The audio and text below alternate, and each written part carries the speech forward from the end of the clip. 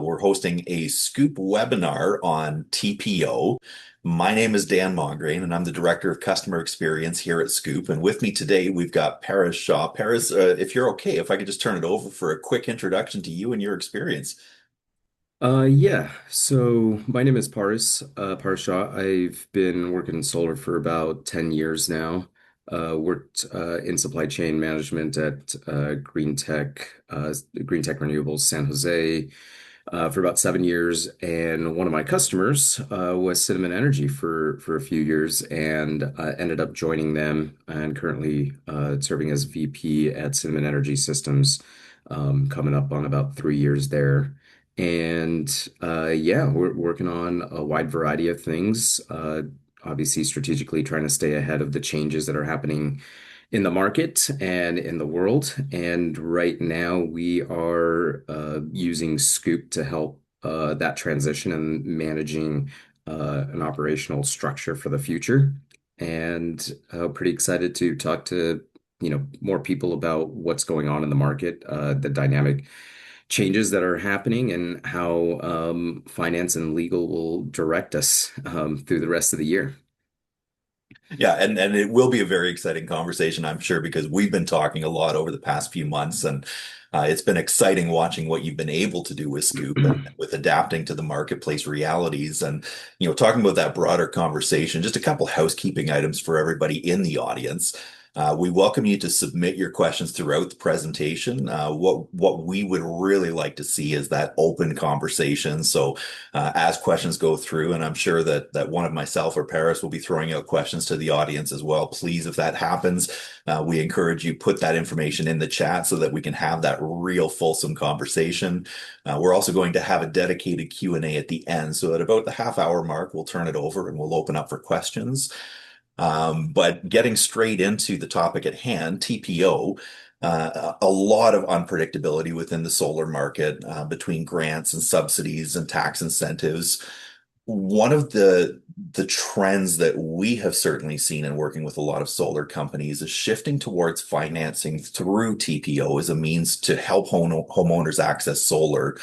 And as financing volume increases, many residential solar teams are realizing that their operational processes were not built for the added complexity that comes with TPO workflows. And that's one of the reasons that we're here today is with Cinnamon Energy and what Paris has done. We've seen a lot of success in implementing those workflows that support those complex operational needs.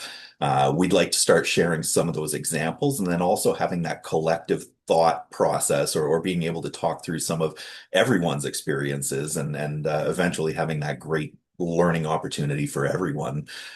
So to start, Paris, maybe if you could give us a quick overview of Cinnamon Energy and how you got into TPO in the first place.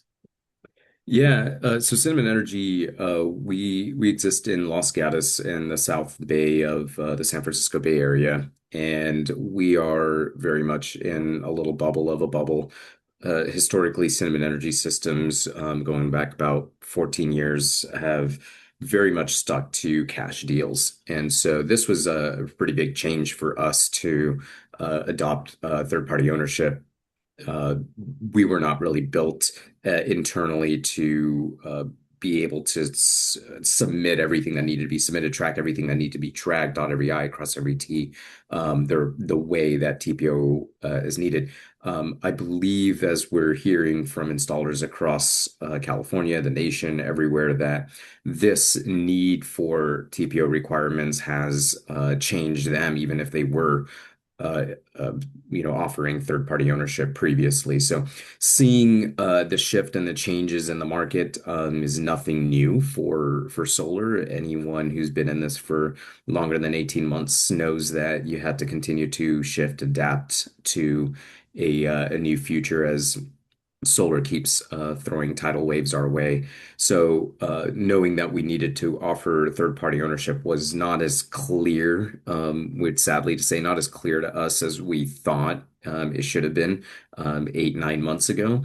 And a little bit of a rude awakening after the big ugly bill was passed last year, and we are in a brand new future without homeowners being able to access the ITC directly. We are creating a little bit more of a convoluted route, and that is something coupled with lower demand, creating an era that we have never seen before.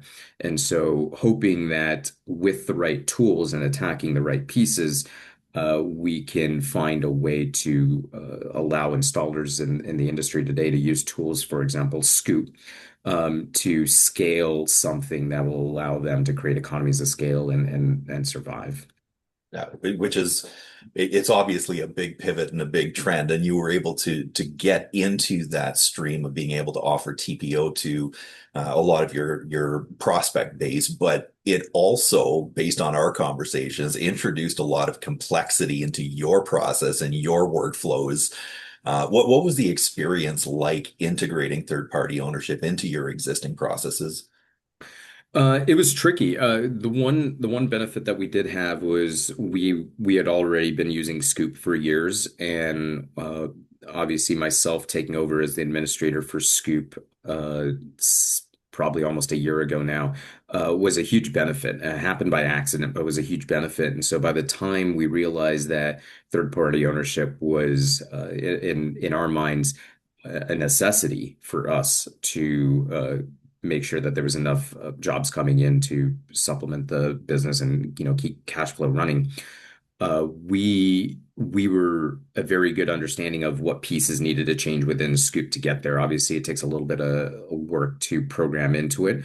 Apologize for anyone who is in their first steps of using Scoop. It's not 100% out of the box, but the investment is very much beneficial for the company. If you make that investment in building it out the way you should, taking someone and making sure that they're in charge of understanding how to build out the pieces in Scoop, you have a lot of flexibility within the system to create tasks, to understand what roles should be covered and how to train individuals to function within those roles to complete tasks that are necessary for third-party ownership, or just generally being able to uphold a level of quality that you want out of your process. Yeah. And I know one of the things that I certainly enjoy in having conversations with you, and it feels like we've had a lot of them over the last months, is like you've got a very analytical mind and a way of looking at business in general in a way that I certainly don't, and I always find it very insightful. So I'm hoping, on this webinar to share a bit of that knowledge as well for those who may be thinking about getting into TPO or are on that precipice. From an operations perspective, how would you describe what actually changes when a project is financed through a third-party ownership model? Yeah. So for us, the first process was to be able to identify projects very clearly at any stage, at any point in the workflow process, to identify whether it was Participate Energy as the third party ownership that we were offering versus a normal cash job or a new home construction job, to know that it's a retrofit job versus a new home construction job, things like that. Essentially, what we had to do was identify what lane projects were in through different stages of the workflow. And Scoop allowed us to be able to do that. And so imagine you had a freeway lane where some of the jobs, all the cars would be in the exact same lane for a specific workflow and not in the same lane for different workflows, to make sure that you can identify the differences. And using the right CDRs, using the right identification fields, it allowed us to split and converge the lanes. Now, as far as what you needed to do to really onboard third-party ownership and what you would do with it, that might be maybe a little bit more unique to which one you're offering. And so I don't want to speak for every version of third-party ownership out there. Some of them are better than others. I don't think there's been a lot of stability there with the new offerings that we've seen this year, especially with things like prepaid leases. Once that stability is in there, maybe there'll be an easier way to answer that question. But for right now, it's so individual to which company, which market, how much volume you're handling. at certain points in time, dotting every I and crossing every T, and you're doing one project a week as a small installer versus someone who's doing 30 projects a week as a large conglomerate. It's a wide variety of question as to how much to invest as far as automation is concerned. But I do believe that using Scoop and automation allows us, and we can see that coming down in the future. Automation will allow us to improve accuracy and avoid very smart individuals from getting stuck doing menial tasks. Yeah. And I'm going to dig in a little bit deeper. So like, I mean, theoretically, a fantastic summary of what that's like in real life. If we get right down into a day in the life of Cinnamon, can you walk us through an example of how a TPO project would walk through your system? Yeah, so for us, we have a lot of integrations built in with Scoop now. Everything from a Google Drive to Salesforce to DocuSign. And so when we onboard a project, it is identified as a third-party ownership right at the beginning, and our base start is at Salesforce.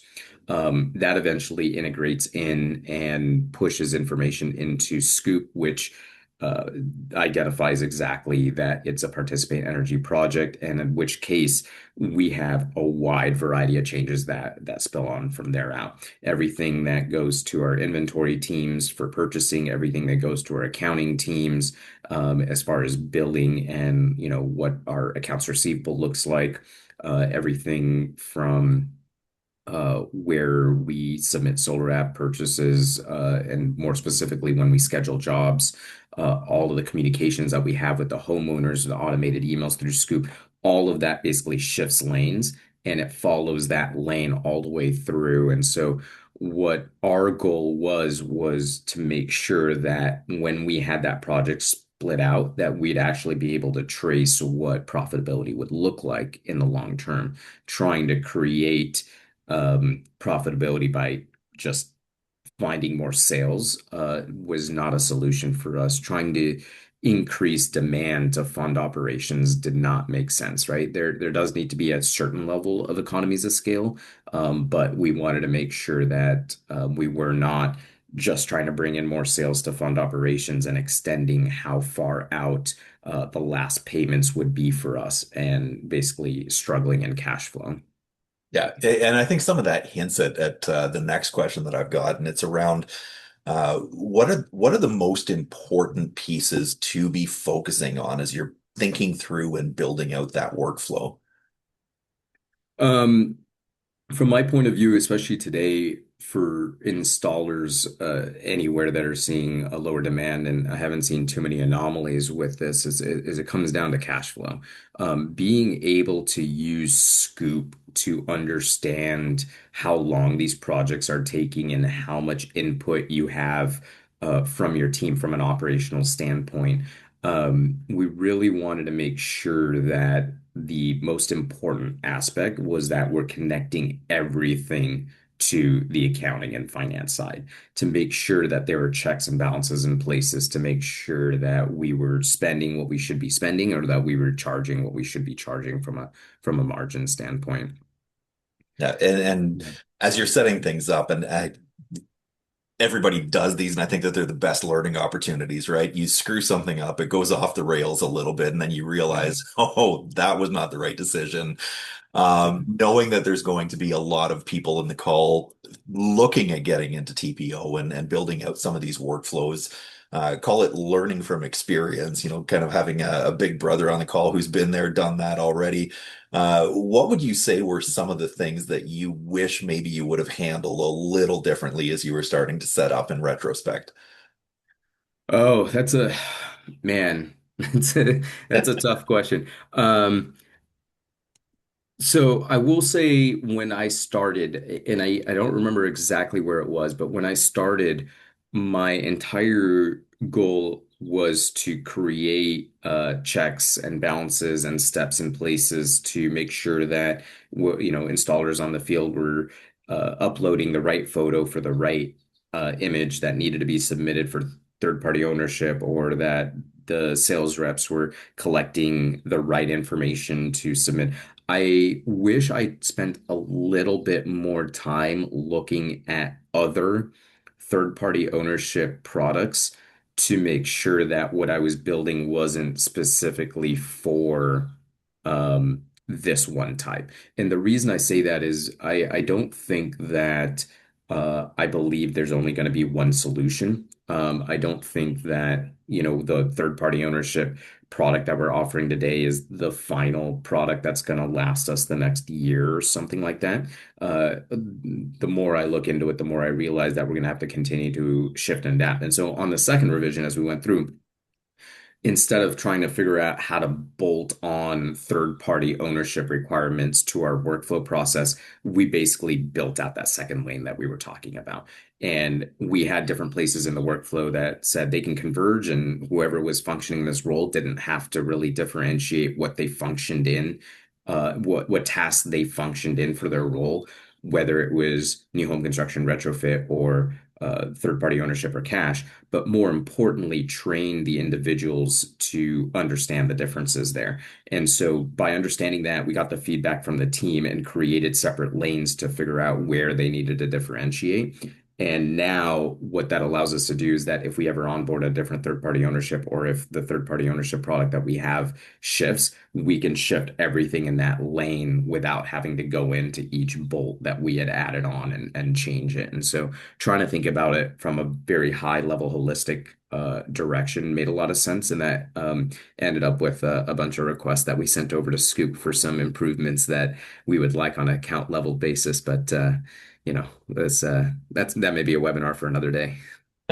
which I might take you up on. But I know the way that you're describing that as well is bringing back some of the previous conversations we've had. And one of the analogies that I love that you use on the regular is talking about Scoop as being like a central nervous system, Yeah. and about how, at its core, it gives you all of the information that you need, but also it gives you that ability to kind of sense at the extremities when things are maybe not going as expected, or it gives you those quick warning signs, or the ability to stay in touch with what's going on. Uh, can you maybe expand on a lot of the TPO pieces that we're talking about, and just give insight into how Scoop gives that broader visibility with TPO? Yeah, let me attack that first from the Scoop side before TPO. So the way I think about Scoop now, spending almost a year understanding what Cinnamon had built before I was there, and kind of where it is and how I had to rebuild it, I really understood the grander scheme of what Scoop was going to be able to do for Cinnamon a while ago, and we went in through this huge remodeling. The way I understand Scoop now, and the way I explain it to my team is, there's the build and then there's the implementation. The way we wanted to build it was that it would essentially act as the backbone of our workflow process and act as a central nervous system. What that means is that every version of tasks, whether using scoops or projects, different roles, Scoop collects that information, just like your left hand and right hand. Anytime you touch a hot stove or something like that, it sends that information back to the central nervous system. Then the central nervous system Scoop logs all that information, and then once it has that information, you can then translate that out and tell different parts of the body, the company, to do different things. That requires all aspects of the body to be then connected. And so what we had to do was take the pieces that we had while our general workflow process from pre-site to design and engineering and installation was all in Scoop. We had certain aspects, for example, inventory and accounting, that weren't quite in there. And so you can see that there was some disjointedness to those departments. And so what we had to do was to both sides, which was build it out, build a central nervous system that would have its fingers on the pulse of all of those things and have that information come back to the central nervous system. Once you had a place where you had all of that, with the help of things like Look-See, Grid View, all kinds of things that you can do in Scoop, you can then heal out what information then needed to go out to a different part of the body. And so acting of the central nervous system really helped us build this out. I don't think this was 100% related to TPO, but it became a huge benefit in when we onboarded TPO that at any point in time, if something needed to happen, there was a solution within Scoop to build out a report, to handle commission reports, to be able to handle ordering with your distributor, to be able to understand your backlog, to now to be able to do construction at different aspects. And that allows us to continue to stay adaptable, but more importantly, allowed us to keep cash flow attached to every aspect of what we were doing. We're collecting earlier, we're billing on time, we're never paying things out until things are collected. And so we're making sure that on a granular level that each operational workflow tries to stay margin positive and cash flow positive as we scale. We wanted to avoid the movie pass type direction of the faster you grow, the faster you lose money. We've unfortunately seen a lot of aspects in the market that lead to this. I don't imagine today being any different, probably even faster. But there was a great article in I think Latitude Media on Freedom Forever that explained why they went under and can't validate everything that was written in the article, but they did say that they were so much focused on starting jobs to fund operational workflow. They were not focused. Their structure was not heavily focused on sticking the landing on the back end. We use Scoop to kind of make sure that is happening, that we have traceability, and then we feed that back into the system to make sure that we're actually charging the right margins for the different types of jobs to stay profitable. It's always a great conversation with you. And it's just, after we go off on those pieces, like, yes, that's love the insights. Maybe as a final kind of closing piece, where installers would be looking at, or maybe they've started already down that path of engaging with a third party ownership provider and they've got some kind of a basic workflow in place. Where would you encourage them to look at first if they're looking at scaling up volume? Like, where do their processes need to be rock solid as they're looking to push the envelope? This comes down to adaptability again. I think that the best companies in solar that have continued to survive are the ones that have stayed adaptable. Unfortunately, at this point, in a year like this, I would say the ones that are able to make the tough decisions early will be better off, which is very unfortunate. But that kind of is the case with much lower demand in the market. The dynamic probably won't change for the better in the short term. So making sure that people understand the difference between an employee, a role, and a task, and how that couples with the tools that you're building. Once again, as you and I always talk about, and I always tell my team, is a tool is a tool. If I give you a hammer and tell you to build a house, I'm sure you'll do a great job. I give you a hammer and tell you to change my oil, and maybe you won't do such a good job. You have to make sure you have the right tool for the right job, and you have to make sure the person on the other side understands what their role is. I'll use a quick example.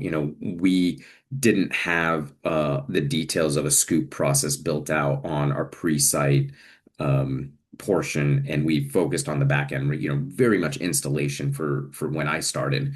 And as a result, when our absolutely fantastic, really smart pre-site technician stepped away from that role for a while, we took a field service tech that was doing O&M and put him in that role. The problem is that when an employee understands their role, but maybe not knows how to switch hats in that role, they will do something different. So a field service tech, his entire job, his entire life was to make systems better. And so he would go out to pre-sites and he would sit there and redesign the entire project the first week. to make it better. And he came back and said, "Well, you just did a pre-site, and now we have three change orders. What did you do?" And he said, "I made the system better." I'm like, that wasn't the job. That was your previous role. You had to switch hats and make sure within this role, your job was to design the system as it was sold, not to make it completely better on site. And so, kind of a silly example, but the one thing that we notice very quickly is that Scoop allows you to identify the tasks that are required within a role that needs to be completed within a workflow. Confusing employees with roles is a very good way to not train someone correctly within the structure that you create. So my suggestion for everyone is just make sure that when you're building out the tools, that you do the other 50% of it, which is train the people within those tools correctly. And more importantly, being able to identify how tasks lead up to roles and how roles are different than employees will allow you to utilize really good employees within multiple roles. As we all know, many people wear many different hats. Yeah, and as always, really appreciate you sharing your wisdom, your experience. I'm trusting that everybody on the call is finding this as interesting as I am, as useful as I am. But we're pretty much at the end of our piece, and I think right now we'll turn over to the Q&A segment. The chat is open. We would encourage everybody, please make sure that you're putting your questions in there. And we do have Brienne from the Scoop team as well looking over that chat. Brienne, are there any questions that we'd want to raise for Paris?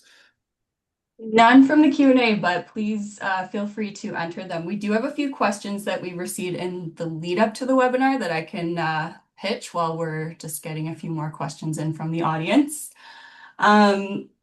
The first, Paris, is what do you think teams would stop managing manually once TPO workflows are structured? I know you started from kind of automating everything from the jump, but in your perspective, what would your team have to be managing if you didn't have everything kind of set up and ready to go as you got into TPO?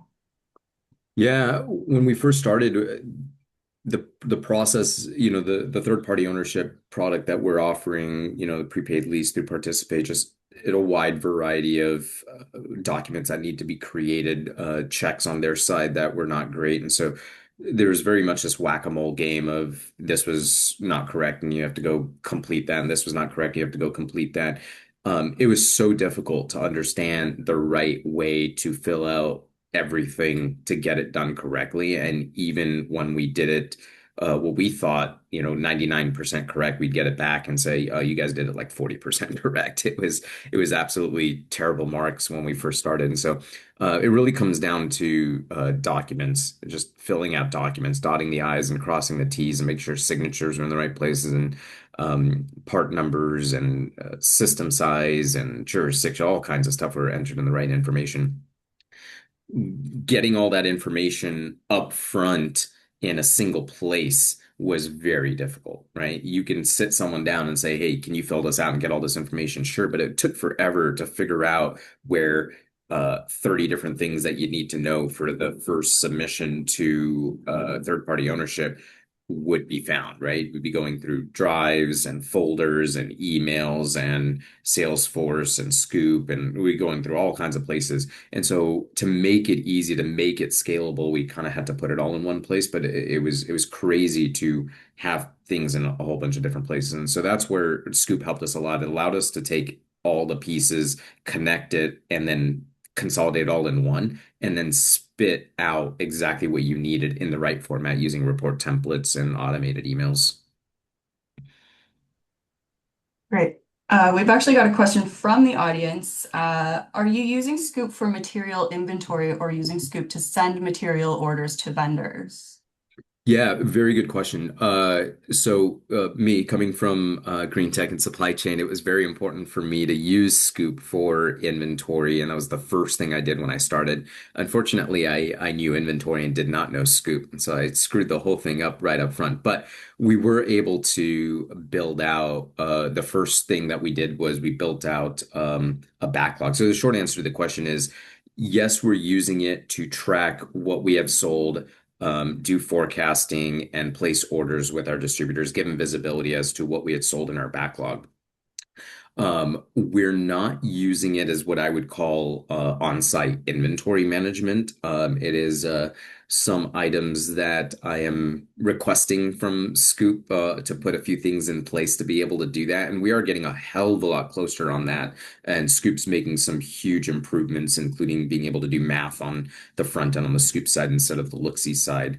Um, and that'll help that. But we anything that is sold is actually imported through an integration directly into Scoop for us. And so if I went into Scoop right now, or essentially into Looksee, I can spit out a report of every major equipment that we have sold, when it was sold, which projects it's connected for. I can create pivot tables, and that's the information that we provide to our distributor on a essentially biweekly basis to make sure that we have dedicated inventory for what's coming up. As we all know, the one thing that you can guarantee with solar supply chain is that solar supply chain will fail you at some point in time.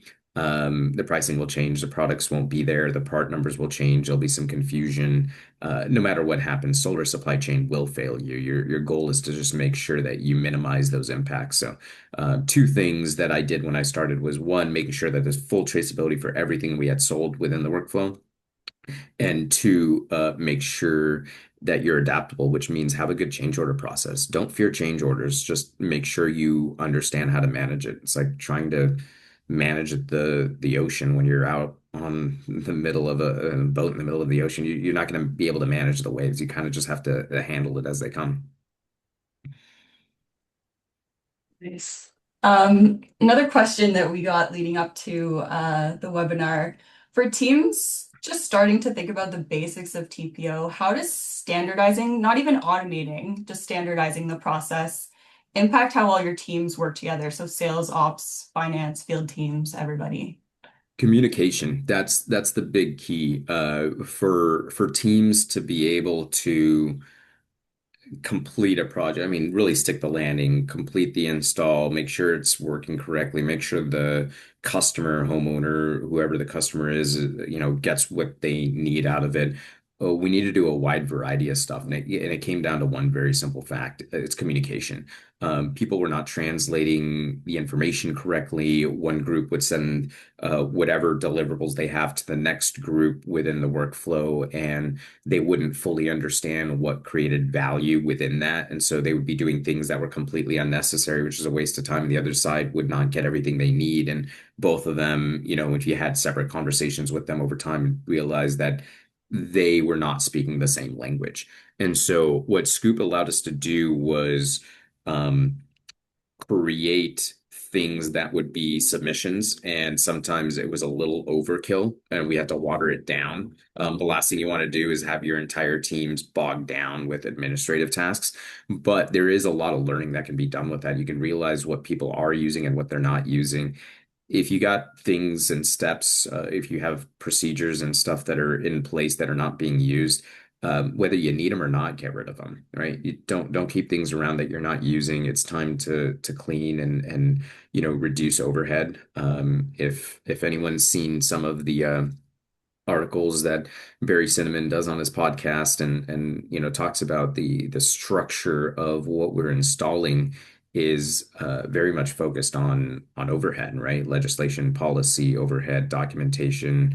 If there's a way that you can reduce some of that, you'll extend how long you can survive, in the dry period, and actually create an operational process that would be profitable, so then you can scale it. But trying to scale a non-profitable operational process is just kicking the can down the road.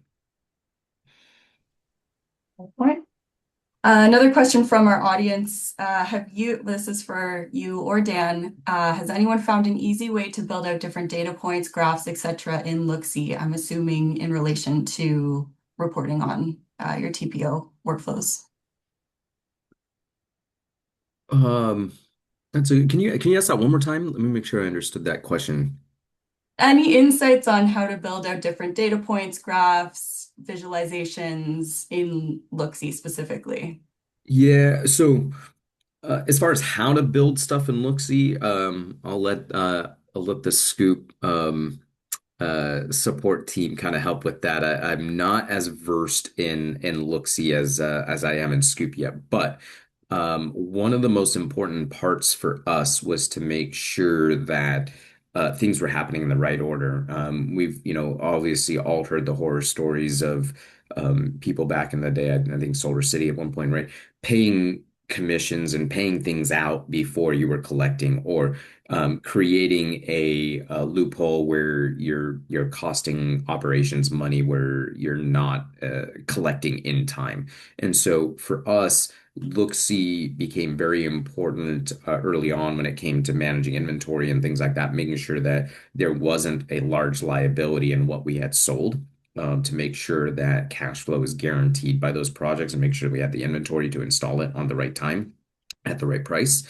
But then when we switched over to third-party ownership, what we realized was that we wanted to make sure that we had very clear tracking on accounts receivable. So the Scoop team showed me basically how to run metrics, which would basically create math in Looksee, where you can go to the data, go to metrics, and you can create any equation you want. So we basically just started adding up invoices and milestones to calculate what was paid, what was balanced out, was still needed out of contract value. So you can just do the math of, contract value minus what is paid and kind of do that directly in Looksee. So we were able to spit out a report that tells us exactly what's going on. Very good visibility to figure out, hey, if 30% of your projects are third-party ownership, or 80% of your projects are third-party ownership, and 20% of them are behind schedule, or 80% of them are behind schedule in payments. It really gives you a very good look at a week's, everyday notice. If you want to look at it, we look at it weekly to figure out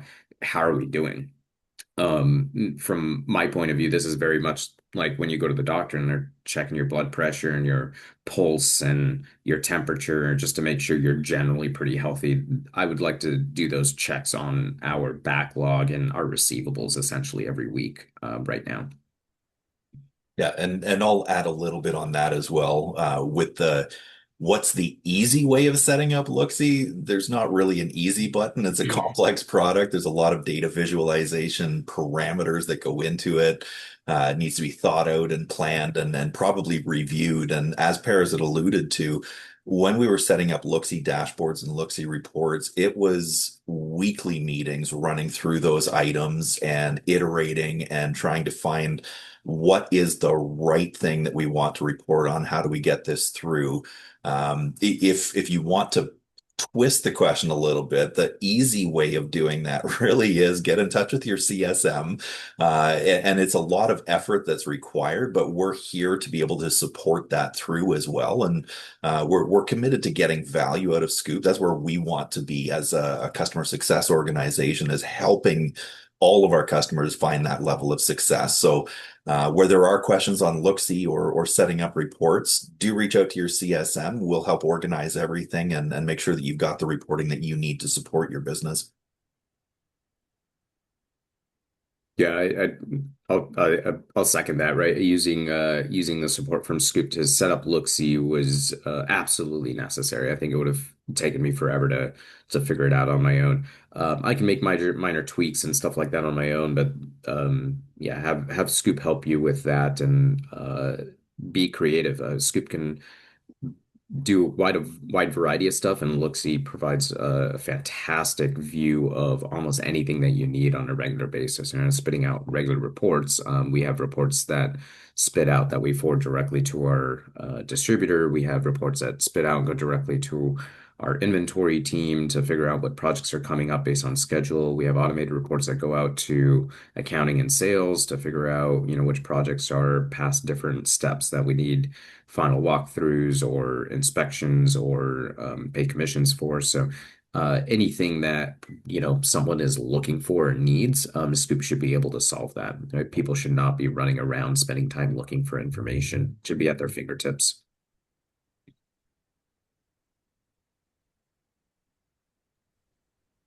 Great. Well, that is all for the questions from the audience and from our lead up to the webinar. So thank you very much. All right, and Wonderful. we'll close it out. Paris, thank you so much for taking the time and sharing from your experience and expertise. Appreciate the audience too, being able to show up and be with us as we're going through the conversation, being a part of what's going on. If you're interested in learning more about how to automate your third-party ownership processes, I'd encourage you as well. Get in touch with your CSM if you are an existing Scoop customer, and if you're not and you're here attending interested in Scoop, I'd also encourage you reach out to our sales team. We'll be able to get a demo in place and talk through all of those pieces. But for right now, we'll sign off. Wishing everybody a fantastic rest of the day. Thank you so much for being a part of this. Thank you, everybody.